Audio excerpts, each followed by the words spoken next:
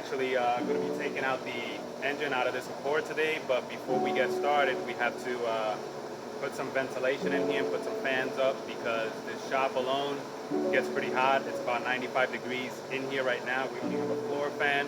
So we're going to clean up a little bit and put those fans up so we can create some space, ventilation, and be able to work comfortably and safe in here taking this engine out. So join us in the fun.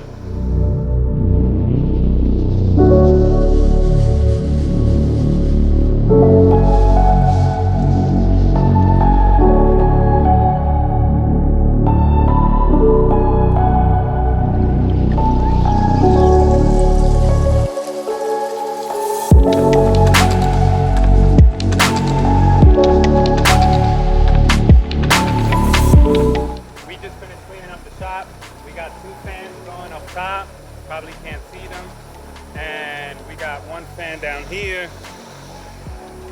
nice and clean, so nice and cool, and it's a lot cooler, so we'll be able to work comfortably. I think in the future I'll add maybe two more fans and one exhaust fan, put it up high. I'll eventually have some insulation to lower the temperatures and the Florida heat. We're gonna go ahead start working on this now. We're gonna take that engine out. The idea behind this is to get that K24 out of there and make that K24 A4 block to a K20 A2 head or a K24 A2 head. And he'll be working on that project. And my goal is actually to put a K24A TSX top to bottom with an S2000 transmission and convert it to wheel drive. So this is the start of it. We're gonna start taking it apart. First thing is the engine, then we can take off the cross members at a different time, start planning on measurements, taking into account what we need for fabrication, and let it rip. So join us for this one. Stay tuned.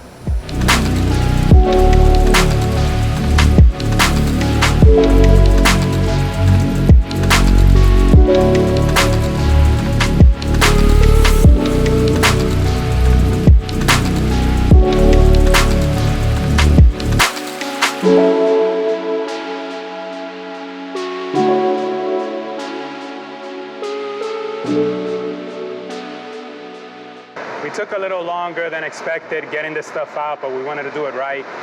The good thing about this is that the transmission, I had taken it out probably a year or two ago because the transmission had gone bad.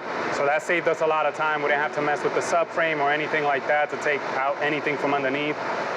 Just a couple of plugs from the wire harness, the fuel line from the fuel rail, and some of the accessory stuff. As you notice, we had to wear a mask because we weren't sure if this AC system still had some Freon. So we went ahead and put on masks, and we were trying to purge just a tiny bit of it to see if anything came out, and it didn't. So we didn't have to use a reverse system to take any of the Freon out, so that was a good thing. Just unplugged the lines. We only drained the coolant, left the oil in there. No big deal with that as long as the oil filter and the oil pan are intact. No issues there. The other thing that we saved a bit of time on was the fact that we didn't have a lot of these lines plugged in, because previously when we took the transmission down, we had to take a lot of the lines out of the way, the throttle body, the intake manifold. So we really saved a lot of work, even though it looks like we took really long, but it is what it is. We're happy with the progress. One thing I did want to mention, this video and probably none of the videos that we do are going to be how-to videos. We're just pretty much sharing our experience of working on cars, working on projects, taking things apart, putting them back together, and sharing that with you. How-to videos are extremely complicated in the sense that there's a lot of detail involved, and it's a two-man shop. Sometimes it's a one-man shop because he'll work on his own, I'll work on my own, and it's too much work to get the camera going and do any how-to. So that stuff probably isn't gonna, I'm not gonna say it's never gonna come, but it's not gonna come for now.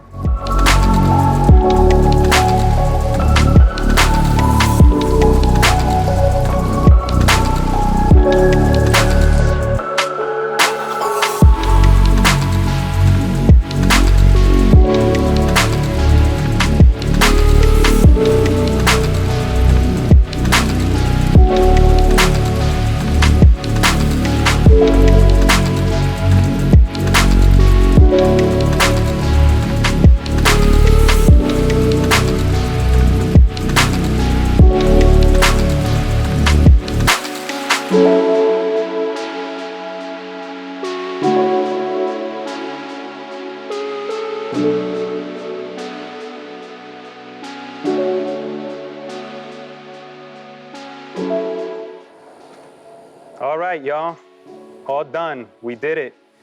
We got the engine out. We cleaned a little bit of the bay, which was still leaking a little bit of coolant. The radiator's still in there. We have the two hoses on there. We have the upper and the lower. So we had to clean a little bit of that. It's still leaking, so I'm leaving the tray on the ground for now. And I think next time what we're going to do is probably clean those engines up, or at least start with one of them.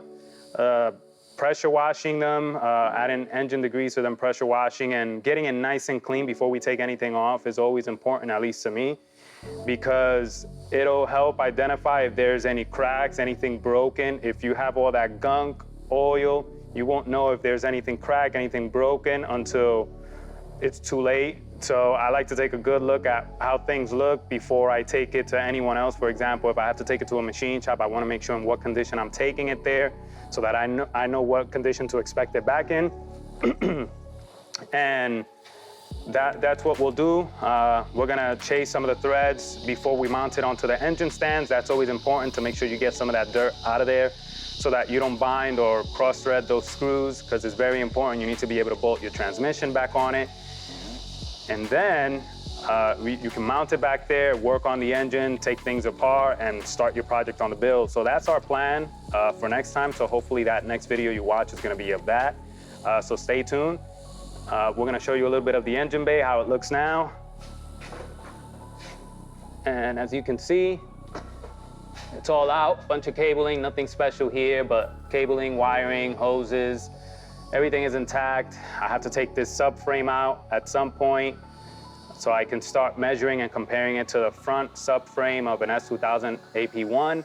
And the reason I want to do that is because I want to see how far off those bolts are going to be to put this on the chassis, and where I have to start cutting, making specific mark areas. But that's much later. We still have some preliminary stuff to take care of. The engine that we took out is this one right here.